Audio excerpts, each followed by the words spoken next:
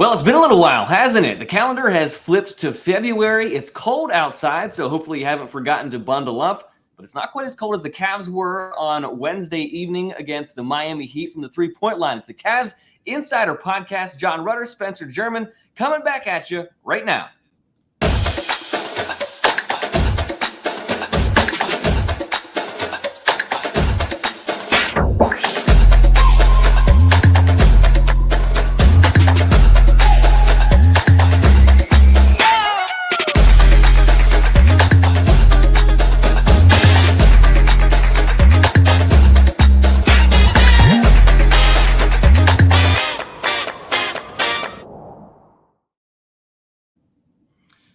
Well, hey there. How are we doing, Cleveland? Welcome back to the Cavs Insider Podcast. It's been a little while, hasn't it? Right? We've it's been several weeks now since we last had a chance to touch base with you.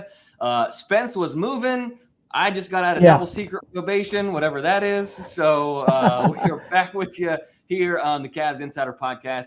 The calendar has flipped to February. We navigated January. We got through a very busy December. And here we are, February, as the trade deadline is right around the corner, and we're starting to gear up for that stretch run here for the wine and gold. A lot of good stuff to talk about here. It's been a very interesting couple of weeks for the Cavaliers, just coming off of a loss to the Miami Heat on Wednesday night, depending on when you were joining us here and are getting ready for, that loss was on Tuesday night, rather. It is Wednesday night that we're filming this and recording this. Thursday evening, they will get back after it against the Memphis Grizzlies at Rocket Mortgage Fieldhouse. But kind of a rocky start here to 2023, right? 8-8, Spence, and just kind of your thoughts on where things are with the Cavs here as we're gearing things up to start February.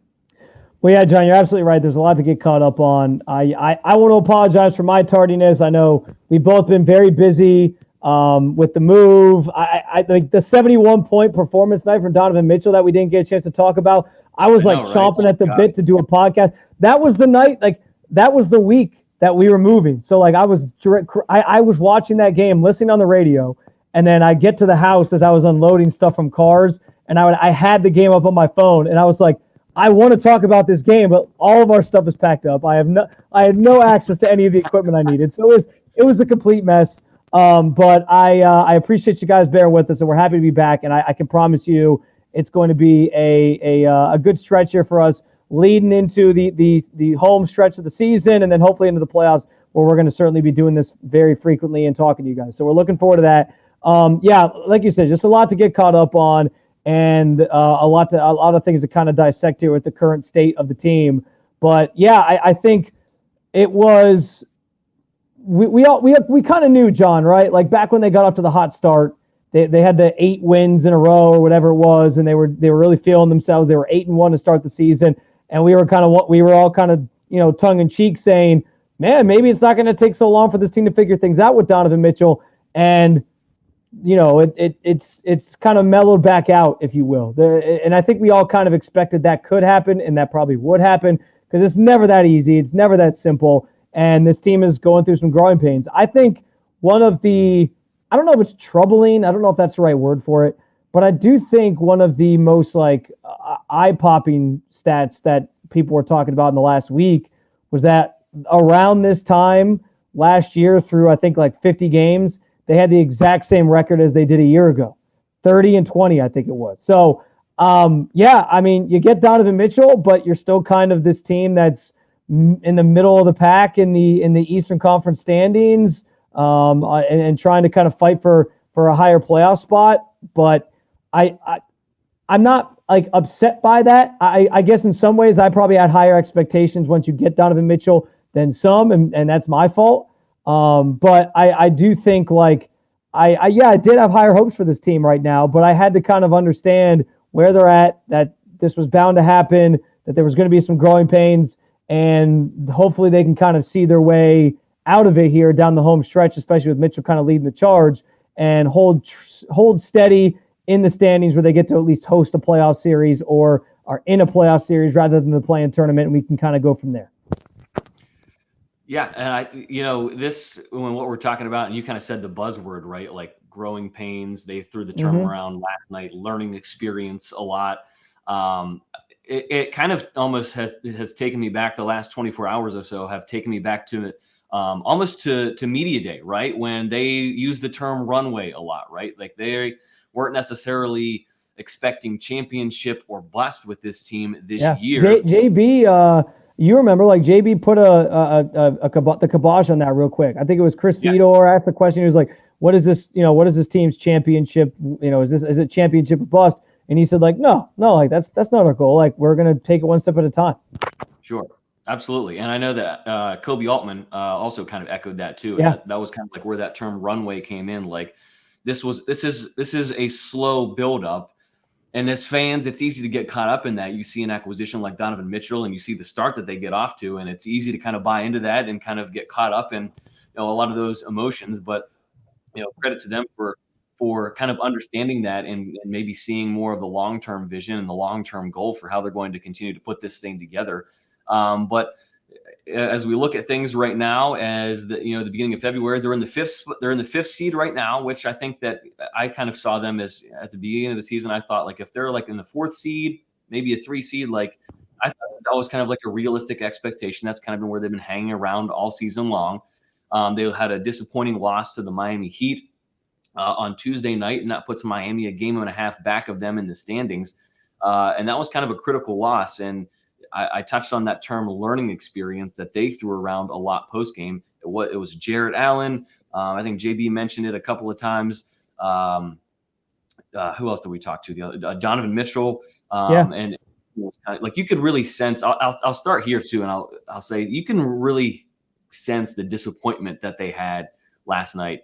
I had a chance to pop into the locker room in between guys that were coming to the podium, and like it was quiet. There wasn't any music playing. They usually have something on the TV. They're usually watching a game, the late game that's happening. There was nothing on the TV. Donovan was just kind of sitting by himself, listening to music, maybe on his iPhone in the corner. And like, I don't want to say despondent, but you can certainly feel a level of disappointment there.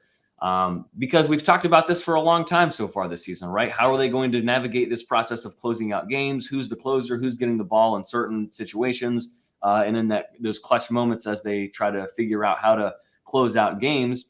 And it's kind of been a 1 step forward, 2 steps back type of thing. And I don't know, maybe if we were naive to expect more progress in that regard to this. I certainly think they finally sensed those frustrations because in the early months of the season, they were kind of towing that company line, right? They were saying, we're not terribly concerned about this. This is something that we'll be able to figure out. But for the first time last night, it kind of really felt like, man, we got to get this straightened out here. I don't know if you picked up on this, John, but I kind of felt like the players this was one of the rare times where the players seemed really disappointed and JB seemed weirdly positive. Like he seemed like he was happy with the performance. They just kind of didn't finish. And he mentioned, we use the buzzwords of learning experience and growing pains. He kind of just, tagged the end of a lot of his answers with like, yeah, that's still a learning experience. Yeah, we're still figuring that out. And he seemed like he was kind of content with that. I feel like there's been a lot more times this year where JB has been the critical one and he's been very like upset with the way a game has gone. And the players have been more of the ones who are like, it's okay, like we're still figuring things out, So I thought that was kind of interesting that we saw that flip last night in terms of the way they were responding to questions. I don't know if that means anything specific. I don't know if that means like, the hot seat on JB, everyone keeps bringing up like they think he should be fired. If that's just, another feather in the cap for the people that want to run him out of here, that he didn't seem like he was upset last night. But yeah, I kind of just found that interesting. I do want to know, and I think I might actually work on a story about this as well. They talk about learning experience. They talk about growing pains. And you're right. Like that loss last night was brutal and in a lot of ways, just because you're competing directly with that team. They're on your tail, breathing down your neck. You're trying to hold them off. And everyone talks about like the Heat culture and this is what they do. And you don't want that team to catch you. Like you want to stay ahead of them in the standings because if you fall to 6, you're 1 spot out of being in that play-in tournament again. And I think we all at least agree expectation-wise, like that's not where you want to see yourself after you acquire Donovan Mitchell. It just felt it was gut-wrenching for them to not be able to close out a game that had big implications. I'm not going to I've already used the term worst loss of the season so many times this year. And nothing is going to top the worst loss of the season than that loss to the Warriors. I mean, that was just inexcusable to not show up against that team, that iteration of the Warriors. So I'm keeping that as the worst loss of the season until the end of the year. But this was supposed to be sort of a benchmark game for you, and you come up short. Now, my question in all this, John, yes, I'm fine with kind of wrapping my head around the idea that the season was always going to be about like learning curve and figuring how these guys play together and what roles each guy has. But how long can that be an excuse? Is one whole season a fine amount of time for them to kind of have that excuse or have that crutch to fall back on of like, well, we're still figuring things out? Is it past the All-Star break? Is it once they get a trade, maybe they make a trade and they get a new guy in here? And, by the time the playoffs start, is that when you got to say kind of like, yeah, growing pain should be over? I don't know if there's like a clear-cut answer either, so I don't want to like put you on the spot with that. But what is a fair amount of time to use that as the reason why this team maybe is underperforming what we thought they might? I think that we're kind of approaching that timeline. I'm not sure about like a definitive date, but it certainly feels like we're approaching that because they've been in these situations multiple times this year, right? Like how many times have they had a lead in the fourth quarter and let it get away? How many times have they been in a close game in the fourth quarter and not been able to pull it out? And what's interesting about this too is the fact that we talk about their I'll say inability right now to close out games. When they get to overtime, like they're fairly efficient, right? Like it seems like when they get to overtime, they're almost a completely different team for those 5 minutes of overtime, which is kind of weird because you would think that you would be able to replicate that in the 5 minutes of regulation.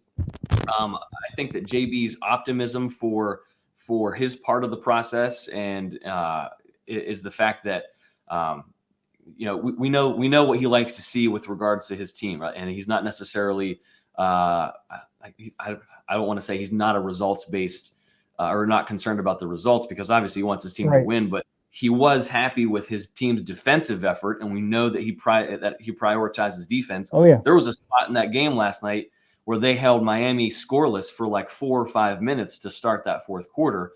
But they only scored 4 points offensively. So like there's your situation that you're finding themselves in. Maybe he looks at that and says like, okay, the effort part is there. Eventually shots are going to start to fall. And you would like to think that when you have a guy like Donovan Mitchell out there, when Darius Garland's on the floor, we've talked ad nauseum about Isaac Okoro. He did knock down a couple of open threes the other night. You have Dean Wade back in the fold, who's somebody who gives you length and an ability to knock down some perimeter shots. So I think that maybe he was looking at it from that perspective, like, look, okay, the defense was there, so that means that our effort's there. If it's comes down to a night where we're not knocking down shots, maybe he's willing to live with that right now. Yeah, and I can at least wrap my head around that. Like JB, isn't panicking, and that's not his job, obviously, as a head coach to panic. He's got to sort of keep things tight, and that's kind of the way it seems like he runs things over there anyway. In some ways, it's probably part of the reason, like I mentioned, people maybe don't want him here anymore because they think he, I don't know, isn't getting the most out of the guys or whatever. Now, I think that's a preposterous take. I think you got to at least give him a chance to go on a run with this team in the playoffs and see what happens. But yeah, no, I can understand like being happy with the defensive effort and then saying and kind of feeling that things are going to come. And I can still at least wrap my head around the idea of there's still going to be growing pains. They're still kind of figuring things out at this point in the season. But I think you're right. Like, I don't know how much longer that can be the crutch for this team. Like, yeah, I get it. It's going to take time. But you go back to some of these other teams that it was going to take time with, Golden State when KD first got there. I think they kind of struggled out of the gate. But by this point in the season, they were rolling and they had it figured out. You think about LeBron when he left and went to Miami. Yeah, bad start. Everyone was laughing about it. They were like, haha, you thought this was going to be easy and you guys were just going to blow everybody out. And then by this point in the season, again, like they started figuring things out. They go on a finals run. So at some point, and I understand this team is probably younger than any of those teams that I threw out there where they're still all kind of growing and learning things together. But yeah, at some point they have to, they can't just have that be the reason why things aren't working. Like they have to finally have it figured out. So I'm interested to see what that means for the months ahead, specifically after the trade deadline, which I know we're going to get to here in a minute. But you brought up, and I think this is something important to talk about, because at the beginning of the year, John, you and I both were touting how deep this team was. We were like, oh, this bench, like they're going to get rookie Rubio back, and they're going to be like 10 deep. They're going to have like 2 starting fives, essentially. Like, it's going to be so awesome to watch these guys just come in off the bench and also keep the scoring going, be great on the defensive end as well. And that has not come to fruition. We have learned real quick that this team just does not have the depth that we thought it did.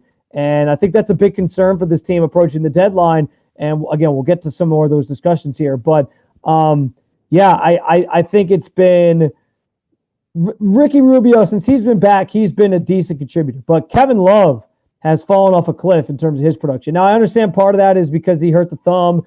And I know at one point there was talk about how he completely had to like change his shooting motion because his thumb is affecting the way he shoots the ball. Fine, I get it. But the rest of these guys, like Dean Wade, I thought Dean Wade was back. And there was that night where he dropped 15 points against Houston. And I guess I should have maybe not thought about it this way because it was Houston. But I was like, 15 points, like great on the defensive end. Dean Wade is going to make a case for not making a deal necessarily. He's going to fill that 3 spot because we hadn't really got a chance to see him since he's been hurt for so long. And now he's kind of fallen back off of a cliff and not really giving you the scoring numbers that we need. On the flip side of that, Isaac Okoro at one point was shooting like 67% from 3 and like 57% from the floor. And he's kind of come back down to earth, still shooting, I think, like 47% from the floor, but he's back down to like in the 20s or 30, like low 30s from 3-point range. Like none of these guys are fitting that role. And I think that's made it very difficult for this team. We talk about growing pains. We talk about learning to kind of mesh and figure out what they can do together. Because the game last night, John, I thought it was maybe the most glaring it's been all season that this team just does not have that. They have that missing piece of a wing scorer. They need somebody else who can knock down threes because Darius Garland and Donovan Mitchell ain't enough. We saw that on full display last night when they shoot 27% from 3. And Isaac Okoro, I was fingers crossed, like maybe this is finally him taking the turn and he's come back down to earth again. That's just who he is at this point. He's a streaky guy. He's always going to be a streaky guy. We can't rely on that. They need, I think, to make some changes there because none of these guys are sort of fitting that billing. And it stinks because we had talked about at the beginning of the year, like who we thought might be able to slot in that spot. And unfortunately, I don't think any of these guys can. No, part of that evidence, I think, to your point, too, is the fact that, look, Miami threw a zone for a good portion of the game. They talked about that afterwards. And what's the best way to, get a team out of the zone, right? You get the ball in the middle, kick it out and shoot them out of the zone, right? Like that's kind of like your basic bread and butter there. And they just don't have the shooters to do that. And they kind of acknowledged last night that like, look, Miami plays a zone. They'll throw it at you from time to time. They'll mix up their defensive coverages each time down the floor. And I think that kind of took a toll and kind of got them out of a rhythm. And that showed last night with their inability to be able to knock down shots consistently. And you touched on Kevin Love, you touched on Isaac Okoro, you touched on Dean Wade, and like I noticed Caris LeVert a little bit last night, but I find myself asking with regards to that 3 spot, like, okay, we've talked about this ad nauseum. What is the formula or what is the recipe for what you're looking for in that spot? And I don't know if I have a good answer to that at this point in the season. I thought that I might. We thought that it might be like your traditional 3 and D. Who does that? Who brings that blend with the guys in this current lineup? Caris LeVert won the spot coming out of training camp. We thought that there might be an internal solution with Dean Wade because he provides the length and the ability to shoot from the perimeter. But no one has taken that. And you were just kind of like I think that probably the organization and maybe even, I don't want to say that the team is maybe waiting for a move to be made, but it kind of seems like, all right, here's our hole, here's our weakness. We got to figure out how to address it because it's not coming from internal, and we know that it's not coming internally right now. Yeah, and you bring up like a 3 and D guy. I just think like at the deadline, those guys are so few and far between, man. Like there's such a premium on them. It's going to be so hard to acquire a guy like that because I just don't think the Cavs after the Mitchell trade have the assets to go get a guy like that at this point. But it's a good question, and I posted earlier about how we were going to do this podcast tonight, and I threw out, like, if anybody has any questions, let us know. So this comes in from Jeff Janko on Twitter. He asked, how far / how many pieces is this team away from being a legitimate championship contender? Championship contender, like, here's what I'll say. If they can get like a solid 3, I think they can at least be a team that could be scary in the playoffs. Like, if they can get a guy they can count on that starting lineup that can knock down threes alongside Mitchell and Garland, I think they could make a run in the postseason this year. Championship contender, though, like, yeah, they have some depth issues they got to address. I don't know if Kevin Love, like, are you going to retain him next year? I think right now you're kind of feeling like you won't, depending on what the contract would look like. Maybe you bring him back on like a vet minimum type thing, but if he's not willing to take that, like, he's just not giving you the production he did last year. And I know he was an important leader in that locker room, but yeah, like, you need a little bit more from him if he's going to be back on this team. So like, that's a depth piece you're missing. I think, like, Karis LeVert, is he maybe the one trade chip you have at the deadline, especially with the contract, to kind of move on from? So what's his future going to hold here? They need a backup center. They don't have that right now because Robin Lopez just ain't it. So I would say they're one, like, big move away in terms of finding that 5th guy to be in the starting lineup, that wing spot.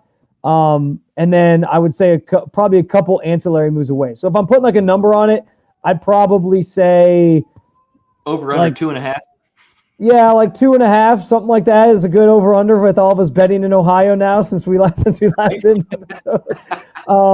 Yeah, I would say like 2.5 to 3 is probably fair. Like, you got to add a couple depth pieces, which those can be found in free agency, vet minimum deals, that type of thing. But I think that key piece really is that wing spot. And whether that's a guy you get the deadline this year, which I feel like anybody you get the deadline this year is just kind of be like a plug and play and see what happens. You're almost hoping that you find a guy who just fits this group. You're not going to find a perfect solution. You're not going to find like a 3-and-D guy. You just got to hope you find the right guy for this current iteration of the roster. And then in the offseason, if you got to address some other things, you'll address some other things, even if you have to find a new player for that wing spot in the offseason. But yeah, there's going to have to be some tweaks made because right now they're just not getting the offensive production, especially from 3, that a playoff team needs. I also think it's interesting that, like, their pace of play is slow, the slowest in the league, which isn't a problem. Like, I think that speaks to JB, again, emphasizing defense and really trying to slow people down. But can you play up tempo when you need to is the issue that I have right now. Like, I don't know if they can do that. And I think we're seeing that in crunch time when guys are trying to sort of force the issue, get the ball down in transition, make some plays. I don't know that they have the style to kind of run with these teams and keep up with them. And I think that's going to have to change for them to have deeper and higher success with the way this roster is right now.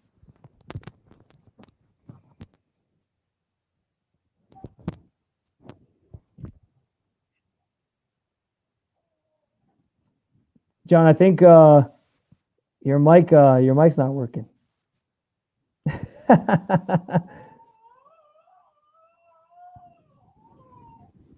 All right, let's try this. I saw my camera shift, and I wondered if I was going to start having some problems here. You're good now. I got you. Continue with your point. Well, I was going to say that is very deliberate too from JB, and the fact that he likes to have his team. He wants his team to play with that deliberate, slow tempo. Yeah. And I've posed this question a couple of times, and I'm trying to figure out the best way to, like, maybe ask him, because everyone always associates fast tempo good, slow tempo bad. Yes, and I understand that, like, these guys have been successful with how they've made it work so far, but, like, at what point do you try to speed things up to make life easier on your offense? Because it's got to happen. I was hosting on the Fan like right around Thanksgiving, and I kind of posed that question to Chris Fedor, maybe even right around Christmas. Like, at what point does that happen? Because something has to give at this point. Yeah. And to your point, like, it's not bad that they play at a slow tempo. It's just I think you have to be able to play a little faster and at a little higher upspeed pace at times.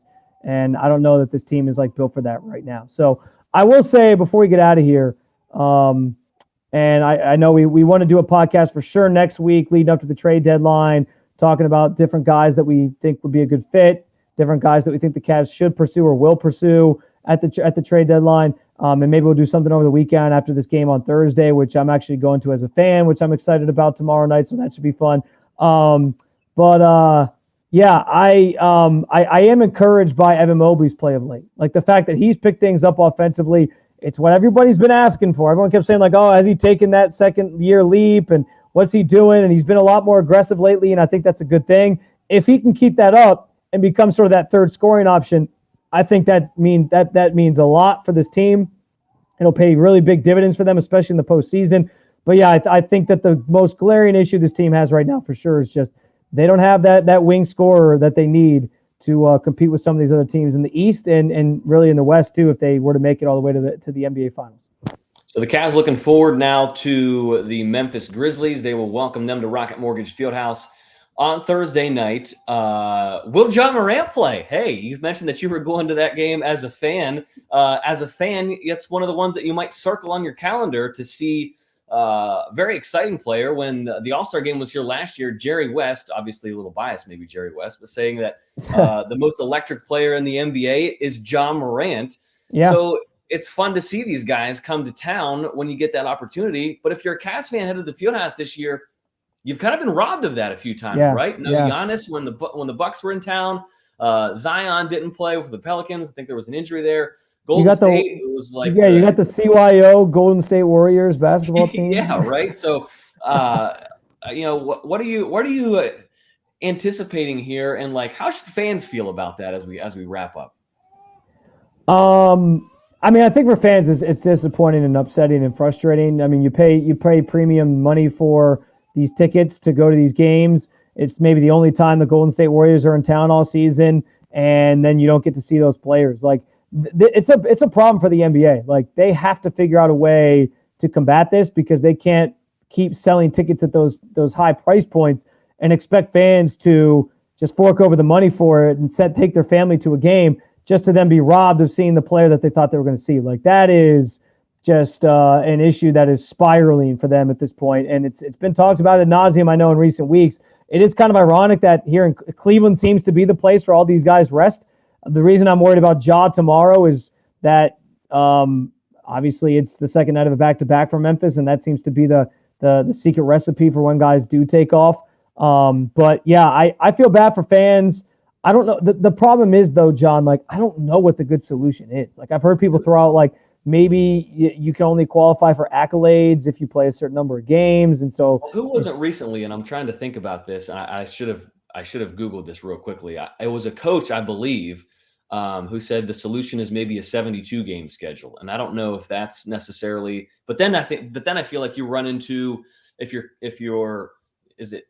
are you condensing those 72 games? Or are you going to look at it from that point and be like, okay, well, like, it's less games, but it's in a shorter window. So I think the problem too with 72 games is like, are the owners going to go for that? Like without having less home games less revenue to bring in. But also I just think that this is going to be the trend. Like, it's like, if you give an inch, they'll take a yard. You know what I mean? Like if they go to 72 games, who's to say that in 5 years, they're still not resting players because they're like, oh, well, I still can't play because I need a night off. Like, I think it'll just be a trend that continues. Like, it'll just be a slippery slope towards, well, yeah, now it's 72 games, but 72 games is too much for this next generation of player, and they need to still take off games. So then what do? Go to 62 games? Like, I just don't know where it stops if you do that. You know what I mean? I get the idea. I get the concept of it, but I thought that whole exchange with Stan Van Gundy and Kevin Durant was funny. How he said, yeah, back in the 90s, you had like one trainer or one strength coach, and now it's like you have these entire staffs of training people, and guys are getting like soft tissue injuries like never before and just taking off all the time. Like it's weird that it's worked that way. But I think it's a fair question to look into. I think it's, to maybe start questioning why that happens. I do think there's legitimate answers to that. Like, I think on one hand, John, you got players who start playing at such a young age, and we know guys are specializing now. They're not playing multiple sports. They're like, I'm just going to do basketball, and it's going to be basketball in the summer leagues and basketball in the fall and basketball in the winter. And then there's just more wear and tear than ever before. And then I think when you get to that level, it comes back to bite you. So I think it's interesting. I think we could maybe revisit the way some of this stuff is done. But yeah, it's unfortunate for fans that try to go to these games and don't get to see the superstar players for a team that only comes in town one time when they rest on that night, especially here in Cleveland, which seems to be, like I said, for whatever reason, the go-to place to rest. I don't know what it is, but people just don't want to play here. I don't know. I think the Stan's point too, the kind of the flip side of that was like, how are we preparing these guys? Like, what are we doing wrong to prepare them? And when you look at it from that perspective, like, yeah, like medicine and the way that athletes recover has never been better. So you wonder why they need that rest. Yeah, guys are getting the chartered flights, and not to discount them, because I have seen that firsthand where guys talked about like, look, that first game after a road trip, that trip west is like that first day you get back is basically a throwaway day, because and it's not necessarily the first day back, it's the second day, because you're kind of running on a little adrenaline, and then it hits you day of. Cavs in Memphis Grizzlies on Wednesday evening. Any final thoughts here as we wrap up? No, I mean, I think we covered a lot of the big stuff. Looking forward to going to the game tomorrow, just from a fan lens and watching the Cavs in Memphis. Hopefully Ja does play. And like I said, I think, John, we have kind of a good plan mapped out for doing another episode next week, especially hopefully maybe we'll get together, do something this weekend, but definitely next week leading up to the deadline, because I know depending on how these next couple games go, there's going to be a lot of people wondering what moves they're going to make, who they're going to go after, what names they're linked to. And we're going to do our best to kind of break all that down for you and figure out who makes the most sense for Cleveland. So looking forward to it. Last time the Cavs saw the Grizzlies, Memphis was in the midst of an 11-game winning streak. They handed the Cavs 115-114 loss back on January 18th. That was their 11th straight win. They have hit a rough patch since then. Since they went on a West Coast trip, they were 0-5 on that trip before getting a win against Indiana on Sunday night. So we'll see if the Cavs can get back into the win column against Memphis on Thursday night. For Spencer German, I'm John Rudder. We'll see you back at the court here shortly. You've been listening to the Cavs Insider Podcast here on the Cavs Insider YouTube page.